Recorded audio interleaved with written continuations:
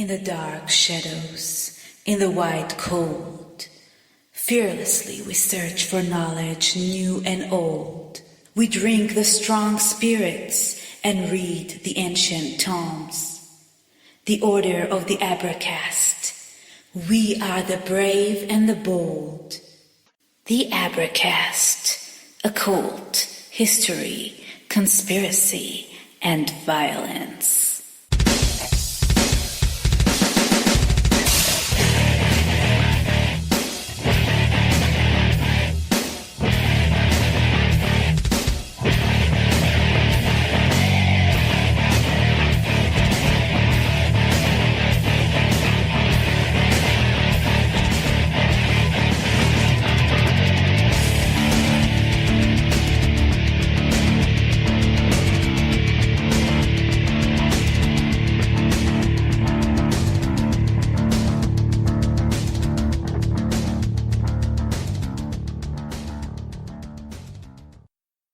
All right, on the show this evening, we have Stephanie Quick. She's a writer at Ghost Dog is a Mystery Box blog. That's stephaniequick.home.blog. You can find her on Twitter at Wandering Britches. Thank you very much for taking your time this evening, Stephanie. Oh, thanks for inviting me, John. I'm excited about it. All right. So tell me about your blog. That's a pretty weird name for a blog. Well, it's Ghost Dog is a Mystery Box, an esoteric memoir, because I don't know, from the time I was very, very small, like as early as I can remember, which is before I was a year old, I was always concerned with finding out kind of what's behind the reality of things, what's the truth of what the heck is going on, right? Right. So, I was very interested in science and art and literature, and then also paranormal, weird stuff from the time I was very small. So in the meantime, I had some health problems. I had a near-death experience when I was 21, and then when I was in my early 30s, I got very involved with some esoteric groups. So I'm 57 now. And about a year ago, I decided to start writing up some of my strange experiences and some of what I had come to determine, like kind of my theories or general impressions about things.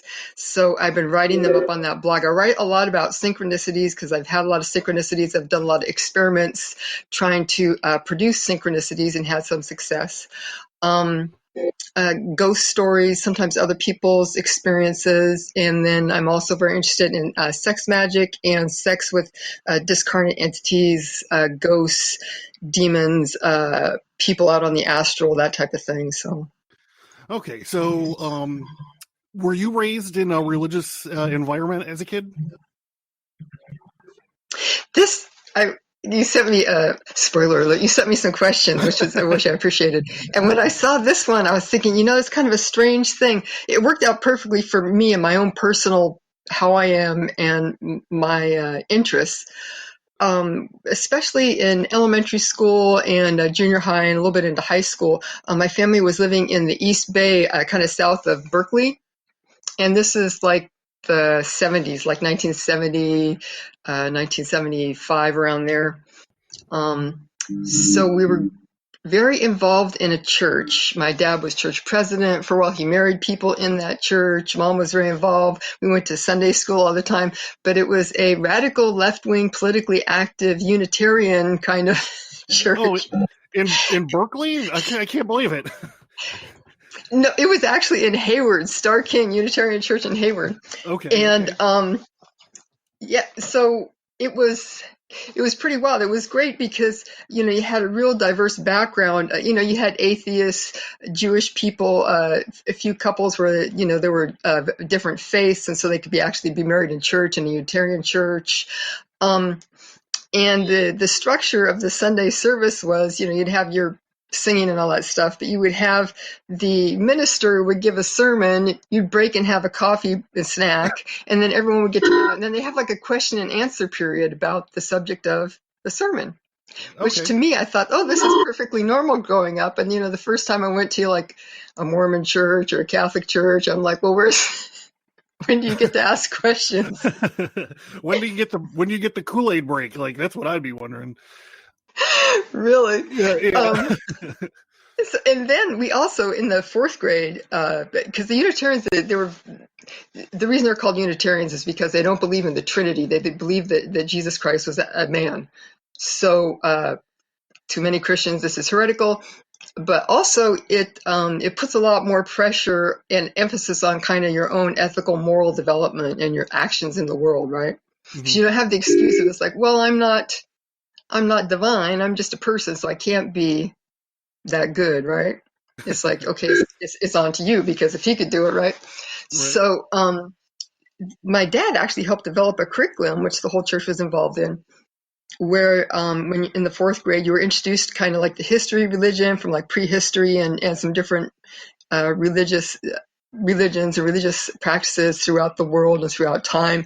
And then they presented to us, many of the major religions that were popular at that time. And so, we would go and visit a lady who was a Seventh-day Adventist, and she talked to us about her faith and her religious life. And then, you go to the Mormon church, you go to the Episcopal, so Yeah. that we could decide it kind of blows my mind that, we were just like 9 years old and they're giving us this very big, agency as far as our spiritual and ethical and personal conscience. So for me, it was, I thought it was great. It was fun too, because they had like folk, it's the 70s. They had folk dancing, which was a lot of fun. And then, it was that kind of time where you could be a kid, but adults would talk to you seriously a lot more in this particular church. And they had potlucks every month with all this great food. And there was like a creek down the hill. So we'd just be like these wild kids running down to the creek and come back up to eat, and then running down, in the dark. Yeah. So this was when Zodiac was active in the area too. So I don't know what anyone was So, do you think that sort of environment kind of helped you on your journey? It seems like it's like wildly open. So, I was raised predominantly in a Southern Baptist, and when I would have like major questions, they would be like, "Hey, can you describe to me more about this flood?" And they'd be like, "Oh, sure, we have this cartoon here for you." Oh, Like boy. not like talking about these things in any kind of seriousness. Like, "Hey, kid, this is the story. This is the cartoon. Like, it's got everything you need in there." So it's interesting to me that they were like talking to you as adults and like being real with you about the religion, instead of kind of hiding it behind these childish things. Yeah, and it was a very open, very kind of Socratic dialogue type of atmosphere. And of course, it was helped that it was the 70s, and so there was a ton of hippies. There was a lot of Mm-hmm. political activism. They were involved in, like the takeover at Alcatraz and United Farm Workers strike. They did a lot, in anti-war activism against the Vietnam War. Um, but yeah, I thought for me it was really perfect, because have always been very interested in that side of life, the spiritual side of life, the occult side of life, but also how does our moral and ethical development and how we behave as people in the manifest world, how does this relate to these ideas? So for me, looking back, I'm kind of blown away that I was exposed to something that perfect, for Yeah. me. So Yeah, it's really cool. So you kind of just dropped a couple like bombs earlier. You're like, "Oh yeah, I had a near-death experience and I was in some esoteric groups." Can you unpack that stuff for me a little bit? yes. So when I was 15, I became seriously ill with what looks like was probably like an autoimmune disease that attacks the lungs somehow. And they thought I was going to die. Not like, oh, well, for those few hours, wow, it was really close. It's like for months and months, Oh, geez. and I had to take a ton of prednisone, and which of course gives you all these really bad side effects. And I missed almost a year of school, my junior year. And that was, it's a horrible experience when you're just on the like when you just hit puberty. Like I'd only been menstruating for probably like about a year or so, and I was a late bloomer, so I'd been teased for being flat for years, and I finally got breast. But then so you're starting to become like an independent adult in these ways, right? You're thinking, oh, 15, 16, I can get my driver's license, right? and then to just be infantilized because, you can't do anything for yourself. And, your parents are dragging you around to all these doctors who say, I don't know what's going on. It was very stressful. Actually, that was the time right after I got sick. I hadn't been sick really for more than a month. I got sick right around the time of my dad's birthday in November. And my mom's dad died. And then there was, the Jonestown Massacre. Oh, yeah. Yeah, that happened. And then I forget if it was before or after, but all here in the Bay Area, there was a huge number of people that were down in there from the Bay Area. And then Representative Dan White murdered the mayor and Harvey Milk here. Milk, right. Yeah, Moscone Milk here in San Francisco, which was just completely, I still get chills when I listen to Dianne Feinstein, who's gone on to greater things, but she was like just on the city council then, and she had to come up and say, the Moscone's been killed, Harvey Milk's been killed, and Harvey Milk was very beloved. And then people are just like screaming, and she's like, and the suspect is Dan, Supervisor Dan White, and everyone things just go crazy because, of course, it's insane. Yeah. But it was very much of a situation like everything's falling apart there. But this is one of the things that really got me thinking about the whole. Because you talked to me about talking about sex magic some, and I've been reading a lot of the like Victorian sex magicians, and they all talk about needing to maintain a very high ethical and moral discipline if you're going to be practicing, sex magic. And I think part of it, this has a resonance for me because when I got so sick, and I've been sick for a couple months, and I just kept getting sicker, and I couldn't do anything. I mean, forget getting even dressed because you're that just sick. And, I would be there in the house all day alone. It's a couple months. There was like no hope from any of the doctors. I could just tell, my parents were just like freaking out and trying not to show it. I mean, it's horrible. And I would just go around every day. I was so depressed, and I'd look at anything in the house I could use to kill myself. Oh, geez. But the thing was, I was thinking, can I do this to my family? And I couldn't. So even though really I would have been more than happy to just not go through any of that, I made the choice to put other people's happiness before my own selfish needs, basically. And I really think that this came back to me later because when I was 21, I ended up getting this sickness again, and it was very bad. I ended up in the hospital. They were giving me intravenous steroids, which is exciting. Nothing was budging it. So the doctor, this is my same doctor, decided to do this procedure where they put a bronchoscope up your nose and down into your lungs, and then they spray like lidocaine all over your lungs. Oh my God. Like when they numb you up. Yeah. And it can stop if your bronchi are just spasming uncontrollably because they can't get it together. In some cases, that'll calm them down and break the cycle, which it did. However, I had Hashimoto's thyroiditis and had my thyroid removed, and I didn't regain calcium function or parathyroid function. So I went into convulsions for 20 minutes during this procedure. And it was weird because the doctor is there, and you can see this red light coming out of your chest from the laser that's on the end of this bronchoscope, and you're nose to nose with this doctor, and they keep spraying this stuff, and you inhale on the spray and you exhale, and so it's like really started. I'm sure some of it was the lidocaine, but also just this meditative breathing, and you're focusing on healing, and you have this light in your heart. It's like it mirrors, as I found out later, a lot of elements of Chenrezig meditation. So it was strange that I kind of had this meditation, and before the whole thing happened, it's like you started experience. It's like your separate self was starting to go away. Having this person like doing this thing with you, like I mean, literally nose to nose, because these things aren't very big. So then it was like all of a sudden I just fell into this, like the classic void of the bardo, right? It's like really, really loud and really big. And there's nothing there, but there's just this crowdedness of consciousness just like pouring constantly off everything. And everything you think, you're just pure consciousness. You have it, just everything that you're used to using to orient yourself is gone instantly.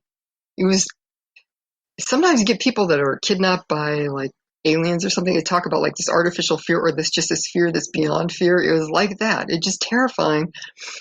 And visually, it's just, and the whole time for me, it was just kind of like black with maybe like some kind of scattered stars that would kind of move. So it wasn't very interesting that way, but so I was just in this space and, you know, there's no up, there's no down, you're not breathing, you're not a body. It's just completely disorienting. And I could sense these huge beings. I mean, like probably about, it sounds corny, probably about the size of like the Empire State Building, maybe wider. Wow. Like really big. And they were just like making themselves like really, really, really obvious, but they weren't pushing, right? So it's like they're saying, do you want like this question? And I just said yes. And then it was just like, bam, they started giving me all these teachings on all these various levels, speaking, you know, saying, pay attention, explaining to me about practices to help get healthy, giving me neutral mind transmission, explaining mindfulness, meditation.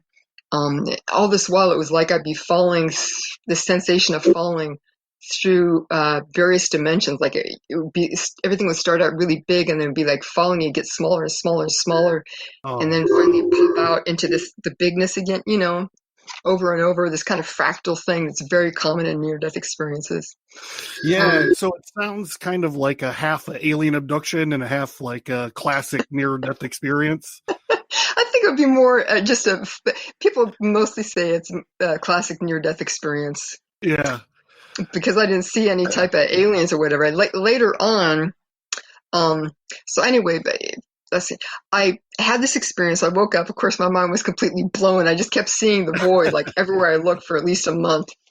But I started working with these practices that I'd been exposed to, and you know, just walking to strengthen my understanding at the time was it's kind of like an organ, but it's kind of like more immaterial. It's kind of like between your soul and your body, and of a mid-type substance that would be halfway between those two things. Mm-hmm. But it holds your soul into your body, and you strengthen it by walking. You know, later on, I figured, well, that sounds like the root chakra. but and I heard, of course, given my upbringing, I heard the word chakra a billion times, but there's a difference between how it's explained and that kind of visceral experience of it. And then I was also doing mindfulness meditation and work on developing my compassion with other people, because I would just, oh God, before that I would get in fights with I could go down to the corner store to get a pack of gum and manage to get in a screaming fight with people. So I mellowed out a little bit. Yeah, that's interesting. We've been talking a lot about stoicism, like stoic philosophy on the podcast. And that's the way that I look at it, is just like the art of not giving a shit, you know, like what does it matter? Just like let it go. So I think prioritizing. Yeah. Okay. So, your near-death experience, were you able to rejoin these beings at any time, or was it just like one and done? No, it's been a constant presence in my life ever since. And I feel so ridiculous saying that, because I just sound like I should be sitting here with like 8 million sparkly purple scars. But I think that this type of thing is a lot more common than people like to acknowledge in our society, because because of the stereotypes associated with it. But yes, I have been in contact with them. So that was when I was 21. When I was I was 32, I think, maybe. I'd been practicing by myself for a long time, and I was engaged to a guy, and for my birthday one year, he took me to the Asian Art Museum. They had an exhibition of Tibetan Buddhist art, and I really enjoyed it, and I was interested in it. But I saw this one dark tanka of Palden Lamo. He's like a protector goddess, very fierce, and I was like so excited. I was like, this does not look anything like anything that I saw in my near-death experience, but they're talking about the same thing. I'm like, that's it. And it was the first time that I had seen anything remotely that spoke to my experience. So I was very excited. So that got me interested in Tibetan Buddhism from seeing that one tanka. None of the other pieces did it for me, but that one, for whatever reason, managed to I had that recognition. So yeah, I was just gonna say it's like that. It's like a synchronicity on like some level. Like you were able to understand that that dude and your other like beings were talking about the same thing. I think that's very interesting. yeah, it happens now and then with, different people. And to me, it's fascinating how you can, how this meaning can come through the very diverse sources and different kind of categories of life. It can come through emotionally or through a piece of art or through another piece of art in a completely different style and medium, these type of things. But so anyway, when I broke up with this, actually, I guess I can't remember who broke up with who. Anyway, he started it though. So I went and moved in at this Tibetan Buddhist meditation center, and it wasn't a huge group of people. They'd have like Sunday night meditations, and they had a Rinpoche there. He's still there, and different teachers coming through. And so I lived there for a couple years and had a lot of adventures. I learned an incredible amount there, but I saw some things that I just really couldn't endorse too. But and when I was there, I met a lady that I ended up dating, who is a shaman trained Native American, various traditions. She ran a sweat lodge every month, so I'd help out with that and stuff. And then I met probably one of my biggest teacher, my biggest earthly teacher, as far as meditation teacher, Leslie Temple Thurston, who at that time, she was coming to our area fairly, like maybe once or twice a month for a weekend, and you just have 200 or 300 people sitting for silent meditation for several hours, 4 to 8 hours in a day with a couple breaks, and she'd talk and mostly meditate. So I learned an incredible amount from her, and just it's funny how much easier it is, and this gets again to like sex magic, which is a lot about magic with other people, how much easier it is to achieve certain expanded states of awareness and hold them when you're working with another person or in a group. So there's big risk to that, but I think that there's a lot of benefit too. So anyway, at that point, all type of crazy stuff happened, and I was really into that. But I could only keep that up for, I don't know, a couple of 3 years. And then I left the center, and I kind of tamped down my group activity there. I was, I've always maintained a certain amount of practice and research, reading, that type of stuff. So then I started to get interested in synchronicities about 17 years ago, probably. And my blog is named after a synchronicity experiment that I did. I've had ongoing problems with this lung trouble, and I was just married. I was 37 or so, and I became very, very ill, and I had to use just like screamingly high doses of prednisone. It's just this side of being able to kill you. And when I came down off that, I was alive, but I had, as it turned out, severe nerve damage, which was giving me a lot of problems. I couldn't drive. I'd have to take like 2 Vicodin and then 40 minutes later go on my walk and come back, because that was it. I couldn't even just like go to the grocery store with my husband and do that without it just being, I'd end up crying from the pain. It was really bad. And I've been going to these doctors. I'm like, well, we can't find anything. And then, why don't you take this pill? It's like, well, it doesn't work. The one thing that would work would be like opioids. But then, of course, so it was getting to be a really bad problem. And I needed a diagnosis. So I was reading this book about synchronicities. And they said, well, one of the things about synchronicities is that they're really easy to scare up. You just pay attention to synchronicities. Anything that pops up in your life, pay attention to it, think about them, read about other people's, and this should cause you to have more. Just keep track of them. And I realized that in the past, every time I got really sick, around the time things would start to turn around, I'd have some type of numinous experience, like something like my near-death experience, less severe usually. But I thought, I'm not going to get anywhere near that sick with this thing, but it's still a big problem. So maybe because I knew, synchronicities are associated with all these paranormal events.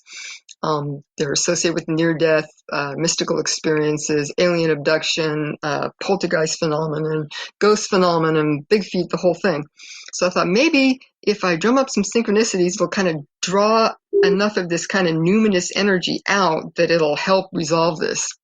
So it was a month until I was going to see this neurologist. So I decided to start trying to focus my attention on having synchronicities. And I had some fun ones. Then the day of my appointment, my mom was going to come pick me up. It was in the afternoon. So that morning I went on my walk. And I just make kind of a regular loop, most of this back and forth. So I got on my loop. I was coming back up this hill.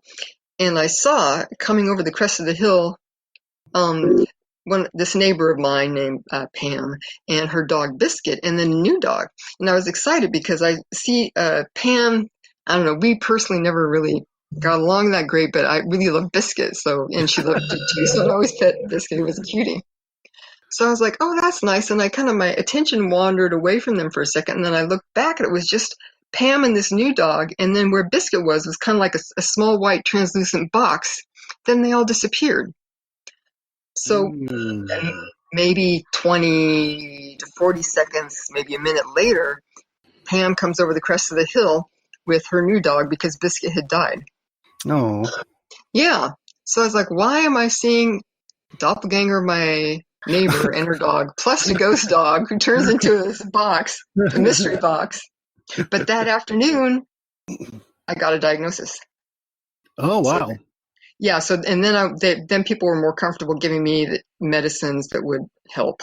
So yeah, so it worked. So that got me interested in synchronicities. And then since then, Steve Ray designed an experiment that we did on the host and guests of Radio Misterioso a few years ago, where we communicated in secret. And all electronically. And so we'd choose target words for whatever the next live show was going to be and see if we could get synchronicities to show up on the show. Ah. And we had documentation of this. So probably the most famous one that came out of that experiment was the show where we had the target of heat. And I guess this is when Greg Bishop was broadcasting out of a pirate radio studio in Los Angeles. I don't know where in Los Angeles it was. Anyway, so I guess you're listening along to the show, and at a certain point you hear Greg's like, oh no, and he runs outside because he was parked out front, and there was a car parked next to him had been hit by another car, and all the smoke was pouring out of it. Oh no. So we called that a hit. But yeah. So I don't know if that answers your question. Yeah, no, it's okay. Good. So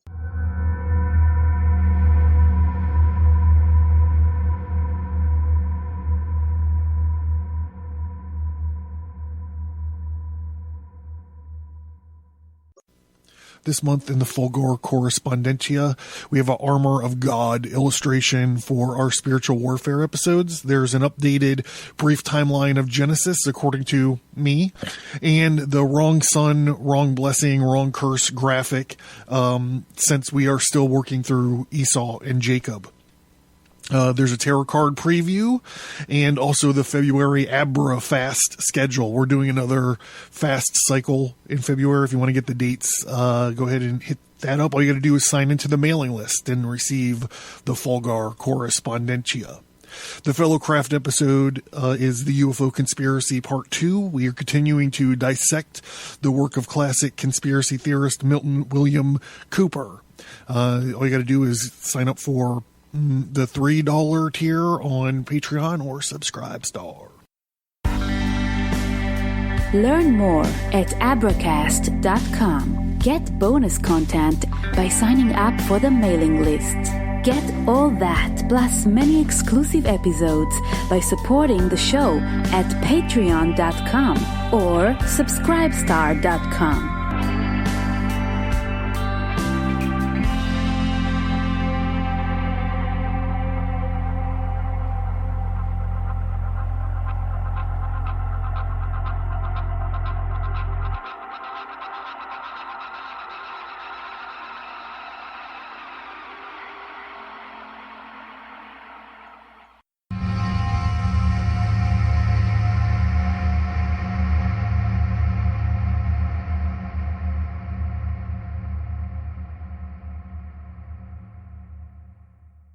So did the synchronicities lead to more of the sex magic stuff, or was that in the background? So how did you find yourself on this path, and like how did you become interested in sex magic?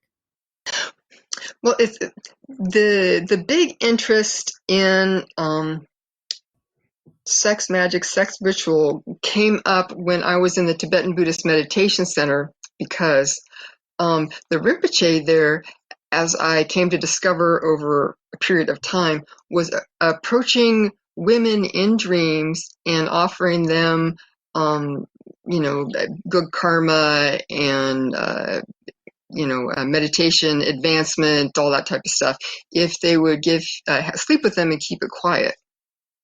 Hey, I gotta tell you, I've had some pretty good moves in my day, but that is a great move. It's a terrible move because no one wanted to take him up on it. Although I was I'd had inklings about this because I moved up there and I was like one of two women living with like 10 guys, and everyone was all worked up about it because I was in my early 30s and everyone else was a lot older, so I probably looked pretty good in comparison. But anyway, so I kind of figured, there was some skeeviness going on around that, and I could tell that some of the young women practitioners especially would get real uptight kind of around Rinpoche, and not even sex, but kind of like what he was doing behind the scenes kind of stuff. Mm-hmm. Anyway, so then one night I'm sitting there just sleeping, minding my own business, and I am dreaming, and I'm just in my room at the center, and it looks exactly like my room at the center, and the door opens and Rinpoche comes in, and I just woke up real quick, and it was like that kind of ringing feeling in the room, and I was like, wow, that was because it was just so straightforward and so clear that it was kind of shocking. And then something about me said, you got to get out of here. I have always read a lot of Dion Fortune, and she talks about these different levels of attainment and different levels of consciousness or astral states, right? So if you have someone who's pretty good at kind of a lower astral type of magic, but you have someone who is can attain to the highest spiritual realms and hold that completely expanded clear consciousness, the person who can hold the really expanded clear consciousness is going to have it over the person who's working on a lower level, right? Yep. And it comes down to, in a lot of ways, just skill, right? If I go, I'm a small, weak, clumsy woman. If I go in an arena with a mixed martial arts fighter, who's going to win, right? It doesn't matter who's right or who's a nice person, right? Yeah. So I think she always talks about if you're confronted with or being harassed by a person who's a lot more adept than you, and they're trying to get at you that way, she's like, just get out of that space. In the dream world, he'd have the advantage over me. But if I'm not there, right?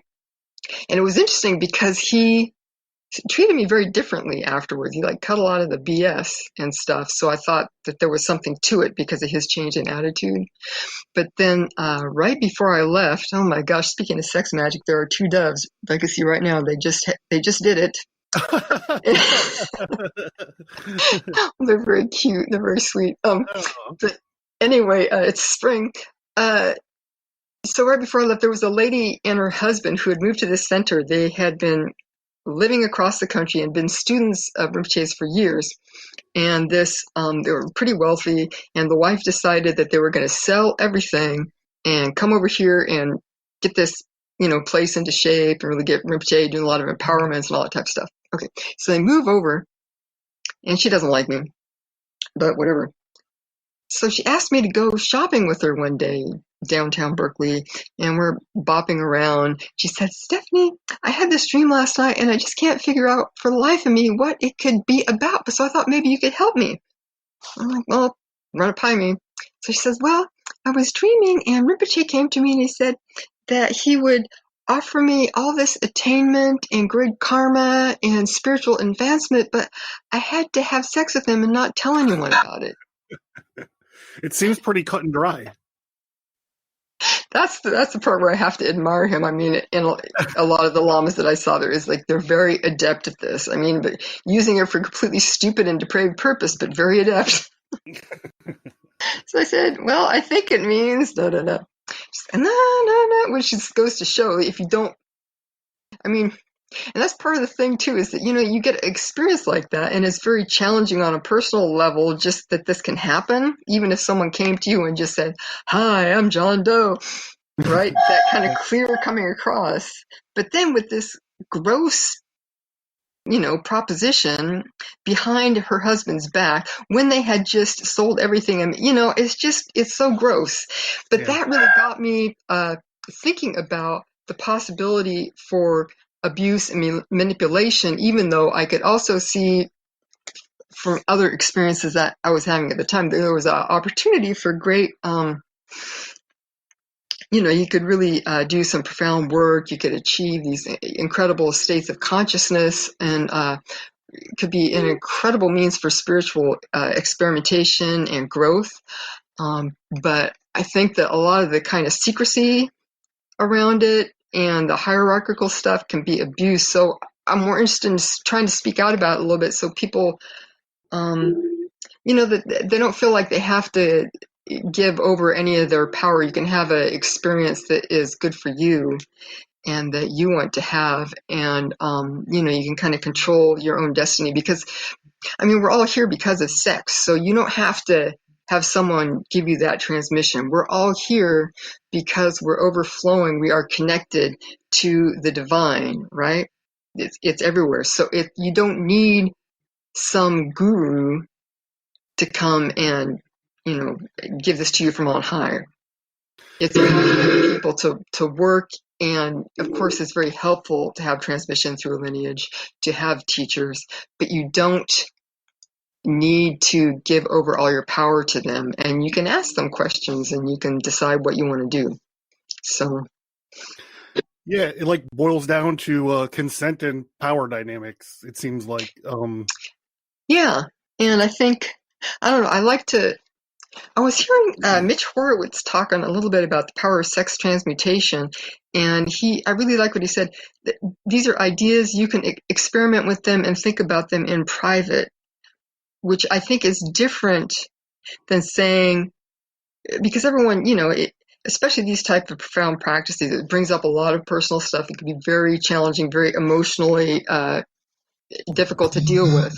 And so people can need a lot of space during these things. And it's just a lot of it's no one's business. But to expect someone to embark on some type of big, sexual tantric practice or something with no discussion about it beforehand, or you're not telling them, or you can't come across to them straight in the reality where you both are adept, right?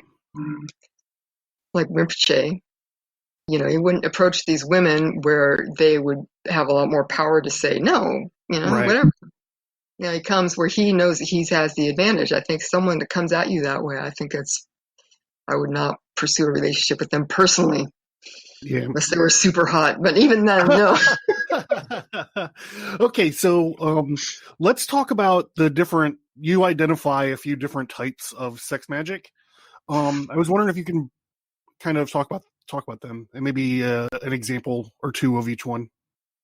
Yeah, now this article that I wrote called Sex Magic 101, and basically I was just, this is just a framework that I've come up with to kind of group some of these practices together if you're just getting interested in it. Sex and breathing are two things that people just go to when it comes to spiritual practices and accessing the body in these expanded states. So there are just a ton of different methods and ideas out there, but I kind of grouped it in about 4 different types of things. I have to check my notes here. I haven't looked at it for quite a while. And the other thing to realize is when I give an example, a lot of these practices, you can use them all if you're trying to accomplish a magical purpose. You can use them all towards these magical purposes. and all of them, I believe, can kick over into mystical states of consciousness, which a lot of these practices are also interested in. So a lot of it comes down to your own creativity and how you want to structure this if you're going to be pursuing these as magical practices. But the first one that's pretty popular is raising energy.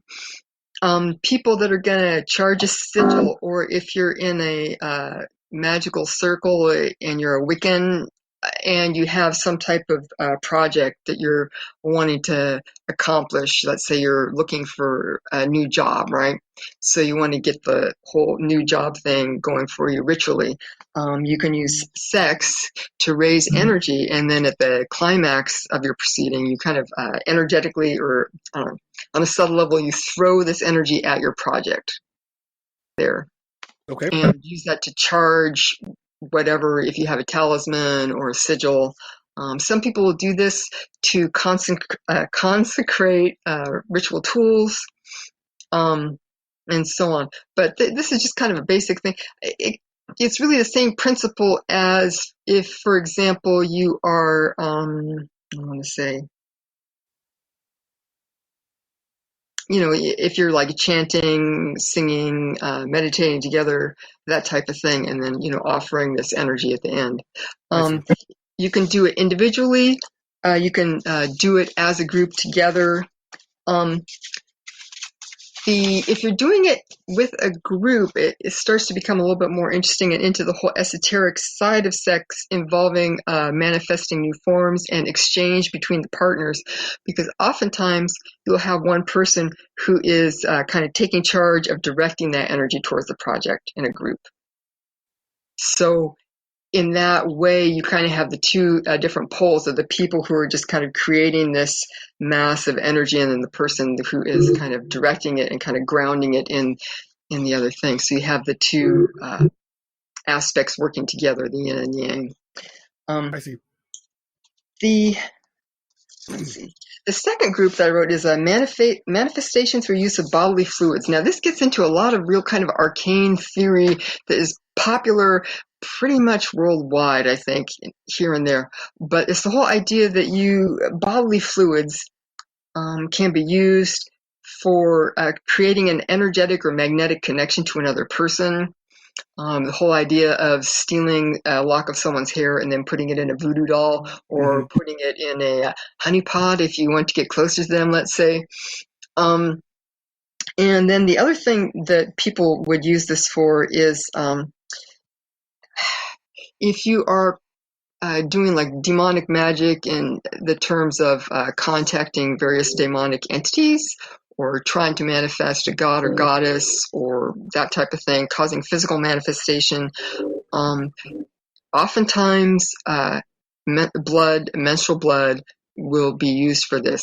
I always kind of wonder about the, I want to say, like the Mayans and like the Aztecs especially, they were so bloodthirsty, and they would just have all those sacrifices, human sacrifices, and I kind of wonder if having all that blood around would help manifest some type of entity. I don't know. I'm just speculating.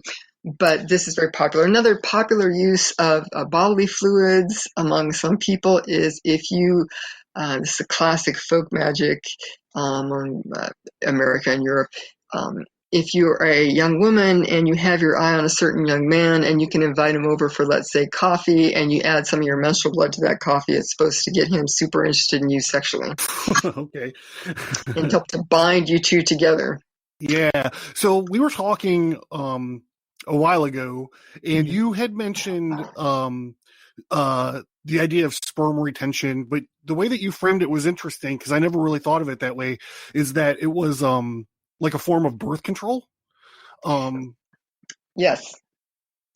One of the things to remember with a lot of these partnered sex practices that come from way back in the past is that there weren't a lot of great methods of birth control. And pregnancy and birth was a lot more, it's still pretty dangerous, especially here in America. But, you can die, the child can die. It's not an easy way to go. You could be left paralyzed. You could have a stroke. I mean, it can be very dangerous. So a lot of these people, like the Quakers, I think, did this. A lot of people in the Victorian era that were interested in these types of sex magic would use holding off on ejaculation as it could be a method of birth control as well as a spiritual practice. There is a wild article. If anyone's real interested in a lot of the arcane stuff about this, there's a lot of material at the luckymojo.com site by Kat Ironwood. She, I guess, has been a practitioner of Karetsa, which was a Victorian era sex magic system developed by Alice Bunker Stockham. And they talk about holding off on orgasm and ejaculation for both men and women. And it's kind of one of these situations where you just kind of hold off for a while and you raise up enough energy that it kicks you over into these mystical states of consciousness. And then you can do whatever you want in these altered states of consciousness. But she talks about an experiment that John Lilly did, the guy who gave LSD to dolphins later. Yeah. So he was looking at monkey brains, I think, when they were going through orgasm. And there's kind of like these 4 different parts of the brain that were involved. But the 2 parts that kind of got me interested in what she was talking about, there's the part of the brain that controls like the muscular spasms associated with orgasm or ejaculation. But then there's another part of your brain that is generating the pleasurable sensations of orgasm. So she was saying it's like, in a way, if you can kind of tease those parts apart, right, then you can have these like extended periods of bliss or sensation of release without risking so much of the pregnancy. Wow. Yeah, I think a lot of these, sperm retention techniques go back to Taoist sexual alchemy back in China centuries and centuries ago. And they develop a lot of theories about the power of sperm and kind of directing it back up towards the head. So you're not losing this, well, as they said in, what's the one with the guy that rides the missile down to Dr. Strangelove, you're not losing your precious bodily fluids. They attach these, and that's part of the bodily fluids, is that there tend to be a lot of mystical ideas attached to the bodily fluids. In some practices, you will consume the mixed fluids after intercourse as a sacrament, or this can be given to you as a transmission to, some other people have been having this, like let's say your teacher and his consort have been practicing cosmic union, and then afterwards you consume the conjoined fluids as your transmission and initiation into this practice in this particular lineage. Anyway, so that's that. Yeah, then there's nothing. I was just going to say that we see this stuff in the OTO and like in alchemical things, like the red lion and the white eagle, or the white eagle and the red lion, and Crowley talked extensively about those miracle cakes, or I think that's what he called them. And I think it's interesting because at a point in time, like, this was all like taboo stuff, you know. But if you just take like a quick breeze through Pornhub, you're like, oh shit, it's kind of taken over the world, you know.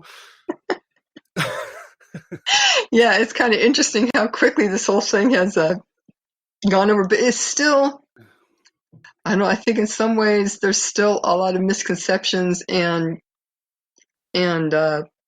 taboo about sex out there, even though you have a lot of porn. But most people aren't having sex in a way that's going to look great on camera. Right, yeah. You know, that's not really I think some people are very exhibitionist, but most people, I think it's an internal experience, and it has to do with the relationship and the communication between the participants, which, so I think that, it's like, oh, why should anyone, because there's all this information about sex. It's like, well, it's stuff to titillate you, but does it feed the soul, John? Right. Yeah, it's like there's a Tool song that I talk about whenever we talk about these sort of topics, where he's just talking about, the unification of the opposites and the part of the chorus is he just says breathe in union just over and over again. And I'm like, oh my God, he's talking about, sex right now. It's pretty interesting. You find it a lot of places that you might not think that you would find it. And the interesting thing to me is, you were talking a bit in the questions about the esoteric theory of sex. And, the esotericists or occultists will talk about that, we are multi-layered, multi-dimensional beings, right? You have a physical body, you have a spiritual body, you have an intellectual and emotional body. And they would talk about, sex. You can have physical sex that, result in pregnancy. Then there's great, passionate, physically exciting sex, right? That's another layer on top of that. Then if you have a deep emotional connection with the person, right, that adds something even more. If it's, a person where you have good communication about practical matters and living your life, that type of thing, even better. If you have morals and intellectual ideals in common, right? Yeah. Then you're thinking, this is okay, I want to marry this person. Right? Yeah. So I'm sorry, go ahead. So, but the thing is that also you can have a sexual type of a sex function exchange on like an emotional level or an intellectual level or a spiritual level without the physical sex happening. But from an esoteric angle, it's still that same exchange between the two parties and the union bringing forth something new. Yeah, so I found all this stuff very fascinating.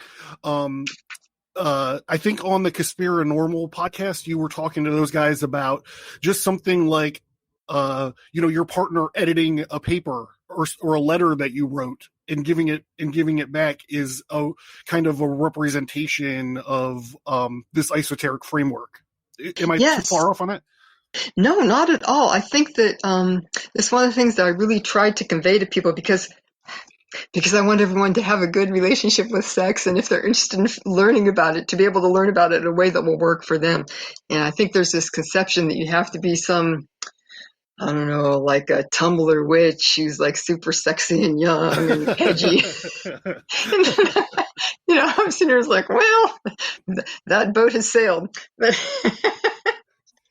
But I mean, what about, for the rest of us, you can learn a lot more, I think, about the interaction by looking at the world around you and then at your interactions with different people in your life. I like this podcast called Weird Studies, and they did a show not too long ago. I don't think it's the latest one. I forget the name of it, but I'll put it in notes. And I really enjoy it because it's a music professor and a filmmaker, and you can tell that they both have these similar interests, and they met each other, and it's just this huge creative flowering, and it's fantastic. They'll talk about, like Thomas Ligotti and Shirley Jackson and all this weird stuff, Flannery O'Connor, and it's just fascinating, really fun because there's this incredible chemistry between them. And so it's like the sex function from an esoteric angle is when you have two unique individuals coming together and they bring something new into manifestation. So they have this podcast, they have great articles that they've both written. And it's fun because on this recent show, the one guy, J.F. Martel, was talking about, they talked about the duende, and it's like the idea of this kind of spirit that just comes down and takes over. And he talked about sometimes when they're speaking together or recording for the podcast, and they get so swept up away in the ideas and the creativity, and it's just like everything's new. And it's this beautiful portrayal of this type of chemistry, this type of situation, but happening on an intellectual, creative plane, not physical. Yeah, I think so. Like I mentioned before, I thought that all that stuff was fascinating. I was riveted to all that. And I think, so to me, I do the cooking in my house. I feel like I'm a pretty good cook, but I'm always trying to beg my wife into cooking with me.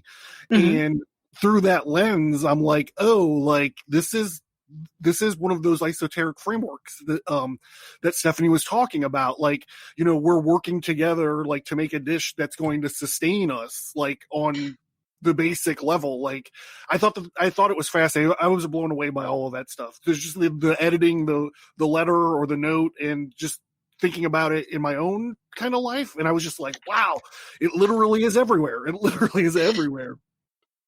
Yeah, I've always been very interested in the natural world, and to just look around at just how much our world is affected by just sex in terms of the incredible creatures that are out there. But then when you start to look at, and in this way, I kind of like the yin and yang symbol and concept. I live in the Napa Valley, and it's surrounded on the north, east, and west by mountain ranges, but the valley floor is flat because there's this interaction between this upwelling of the mountains and then the weather coming down, the rain, and slowly eroding them to create this valley. And you think that the earth is solid and the sky is this, amorphous thing that's almost kind of not really there, but in actuality, they're having this constant interaction, which is shaping them both, right? Mm-hmm. And so in that way, it's a much slower process, but it, again, it's that sex function where you have these two separate entities and they're interacting on each other and changing each other. Because of course, mountains and various shapes on Earth tremendously affect weather patterns. So yeah, and I mean it's just like it's almost a perfect representation of like the axis mundi, or like where the mundane meets the sacred. mm-hmm. I think it's super interesting. So, okay, all right. So this is one of the things I was talking to you about. I painted myself in a corner on on the last episode. On Sunday's episode, we were talking about Liber 4. Mm-hmm. And Crowley just starts talking about chakras, like at the end of the book, and I started trying to attack this subject, trying to explain it, and I was like, was not prepared. It was like not like ham-handed, like me trying to explain it. So I thought, since you were coming on, maybe you could kind of educate us about like the chakras and the Kundalini. I know you have like a far vaster grasp on it than I have, and I don't think you need to get into a whole lot of detail. But I thought that hopefully you would be able to help me out of this corner. Okay. Well, first of all, I want to say that there are a lot of these systems of subtle anatomy out there, and I'm going to be speaking about the one that was taught to me by the entities of my near-death experience and concepts that I learned with my teacher, Leslie Temple Thurston. There are a bunch of different ones out there. When I heard a guy, he was recently on Rune Soup called Phil Hine, and he's been looking at the historical antecedents, the historical record regarding ideas of chakras. And some traditions say there's 5, others say there's 7. There's, all these different ideas about what they are. These are just things that how I have worked with it, and it's not too controversial, but you can always look into it for yourself. There's a lot of material out there. So as we're talking about, we're multidimensional beings, and we have this spiritual aspect, this spiritual energy, this divine consciousness that is just constantly emanating and pouring out through all of reality, manifest and unmanifest. So we need to have access to that, and we do have access to it through these subtle anatomy, which mirrors aspects of our physical anatomy, but it's not necessarily sensible to modern science, let's say. You can do various practices and become aware of these structures and work with them if you so desire. So the two main things are going to be the core, or sushumna, which is basically, it's kind of like a lit up fluorescent tube.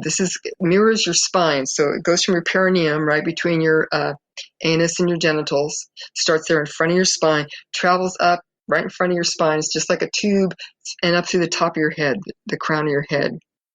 And it's kind of like a central nervous, but for your spiritual side. And it basically, as I understand it, it takes in and kind of transforms this raw spiritual energy and starts to organize it so that your system can access it, basically. There's another set of organs of the same type of spiritual nature that are the chakras. They are generally thought of as lying in front and coming out of your core. So you're going to have ones that are like at your third eye, in your throat, in your heart, your solar plexus, kind of in the bowl of your pelvis. And then the root chakra is, again, in your taint. And then your crown chakra is blooming forward from your pineal gland and up through your crown and above your crown. So these chakras bloom off of your core, and they're very similar in a way to, I was trying to think of a good metaphor, sensory organs, right? So you need to be able to see and to hear and to touch and to get information about the world that we're existing in, the physical world. So you have these organs, and their purposes, for example, your eyes, is to take in a certain part of the light spectrum and process it and give it to your brain so it can make sense of it, right? Your nose has different structures, and it is, sensing small amounts of chemicals and stuff that are in the air. Your ears are set up to catch certain vibrations in a certain range, a smaller range as we age, and get to the. So even if each of these organs is looking at the same reality, but it's just filtering it to you in a different way. So these chakras are kind of that way. They tend to be associated with expressing or tamping down, bringing through energy in a way that is structured with, for example, it will tend to have a certain emotional states or kind of social states or processes associated with them, deities, colors, even kind of speeds of vibration, so to speak. So, for example, you have the throat chakra is normally associated with expressions of creativity, can be visual, speaking. Of course, it's also associated with speaking. And then you have, for example, the third eye, which is, what was I going to, that's what I was going to try and say. So your throat, it has this kind of internal thing of you expressing, but you're expressing to an audience, right? So that makes it kind of a social thing as well. Okay. And yeah, the heart chakra is associated with a certain type of selfless emotion, selfless love, this kind of outpouring, again, this feeling in you, but also how is it expressed to other people and in various social concerns. Then you can have things like, for example, the third eye is an interesting one because there are certain, I want to say, paranormal abilities that would be associated with the various chakras. So, for example, I believe that, like your heart chakra, that opening up, you are going to be more liable to be empathetic with or feel the emotions of other people that could be, halfway around the world, or a ghost, that type of thing, get that emotional vibration. If you have your third eye open, that's associated with psychism. So you could, for example, experience telepathy with another person, which, again, there is kind of like a paranormal thing, but it has this kind of social aspect to it too, which is like you're eavesdropping on other people without their knowledge, or they're able to hear you.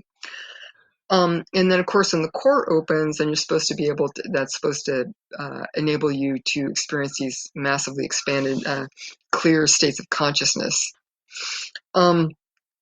The other one that's very popular is the solar plexus. I don't know if it's popular, but people talk about it, which tends to be associated with your idea of your sense of yourself, your boundaries, who you are, that type of thing, kind of you in opposition to everything outside of you, which sounds kind of paradoxical since we're talking about, quote, spiritual matters, unquote. But if you're going to be an organism living here on planet Earth, you have to know that, right? Yeah. So you don't just, yeah.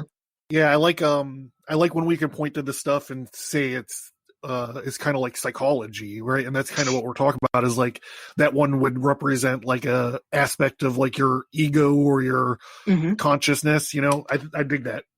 Yeah. So to get back to Kundalini, there is supposed to be it's a Hindu idea, and the idea is that there's this coiled snake of conscious divine energy, which is in your root chakra. It's the base of your pelvis and your spine there.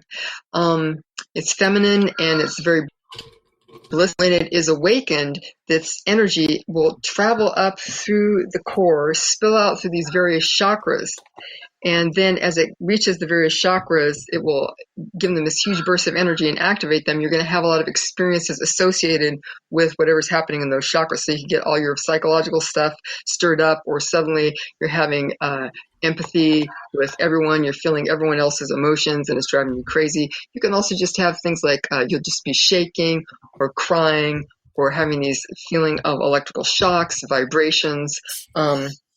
There is people listen to Where Did the Road Go? Soraya Azkath is the host, and he has had many experiences with Kundalini. He had a Kundalini awakening when he was fairly young, I think like 10 or 12, something like that, and he's been living with it ever since, and he's done some shows about his experiences and other people that have had Kundalini awakenings.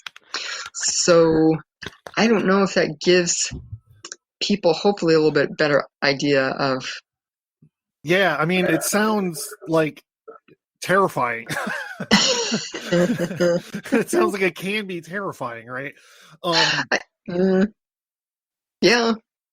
So when I was listening to you explain it, I thought it's kind of like an aspect, or maybe like a reversal of like the Kabbalistic tree of life almost. Like, you know, you have like the 10 Sephiroths, and then you have the En Sof, which is like the original thought that filters through these different lenses. And for the Kabbalah, though, when you travel through the tree of life, you travel from the top down. And I think it's interesting that with this Kundalini, you travel from the bottom up. So I think I need to look at that a little bit more. It's, I don't want to say, there are, the one thing that I like about looking into, for example, more Eastern systems of thought, which I have not done it at all extensively. First of all, there's just a ton of material there. But for example, ideas of yoga, there's a whole bunch of different types of yoga. And I like the idea that you could be going towards this goal of enlightenment or samadhi, developing your compassion, but there are a bunch of different paths that you can follow to get there, right? You can follow intellectual yoga or heart yoga, the yoga of selfless service. There's, various esoteric practices as far as breathing practices and positions, that type of thing, energy work. But I like the idea that there are a lot of different ways that this can happen. So... Yeah, it's interesting. So I've talked at length on my inability to meditate. Because I'm insomniac. I can't like slow my brain down. And I was reading Liber 4 again. I was like, oh, like that's part of it. Like noting when you break is part of the growth. Like no one expects you just to sit down and meditate for 8 hours and not, break your thought of, like your pattern of thinking. So I thought that was really interesting. And then you mentioned at the beginning of the show a lot about mindful meditation. I know that's like also a different, like a different path, like you were talking about. Yeah, there's a bunch of different ones out there. When I had my near-death experience, one of the things that the entities kept saying was pay attention, which I'm sure was something that the people in the room were saying as they were tying me down to the gurney. But anytime you wake up like tied down, yeah, you either had a real good night or a real bad night. One of the yeah, but the thing I like about that, for example, mindfulness meditation is that you can do it on the fly. You can do it like in a lot of little bits during the day. And I like those type of practices because it's kind of less pressure and it keeps you on your toes because there's always something new to pay attention to. And, if you just keep at it, even if it's just a little bit, you'll make progress over the years. I mean, sometimes I look back and I think, wow, I know a lot more than I did now, but most of the time I've just been kind of plugging along, but it's just I've been plugging along for a long time. Okay, well, I feel like I've taken advantage of your time. So I was hoping that maybe you could throw out some plugs where people can reach out to you for help. I know that you're active on Twitter and your blog. Yeah, I'm on Facebook as Stephanie Quick. My blog again is Ghost Dog is a Mystery Box and Esoteric Memoir. I think it's a WordPress site, but you should be able to find it. And then I'm at Twitter. I should probably leave a link because I ended up spelling my name kind of weird on there. But it's like I had my Twitter account a lot, years ago when no one gave a hoot. And I was like, it doesn't matter. If you search Stephanie Quick in Twitter, it pops up pretty easily. So good. Yay. Yeah. So that should be easy. And then Quick is just Quick. But yeah, first of all, thank you so much for having me on there. I just felt like I was really interested to hear your insights on things, and it's exciting. It's a different way of looking at how our world is unfolding around us, and it's exciting. So yeah, well, thank you for coming on. Like I said, I was very excited about the stuff that you were writing about, especially that esoteric framework business. Yeah. So thank you so much for coming on. And whenever you want to come back, just give me a holler. I would love to have you back at any time. Like we didn't even. I'd love to come back. Yeah, we didn't even talk about sex with disembodied creatures, and I was hoping that we could get into that. Well, I'll have to come back on. We'll have the ghost sex extravaganza. Yeah. All right. So thank you very much. I appreciate it. Okay.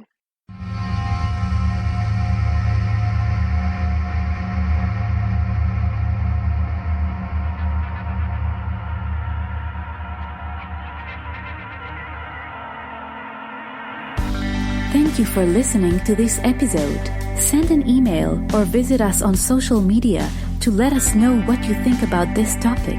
And please remember to leave a 5-star rate and review.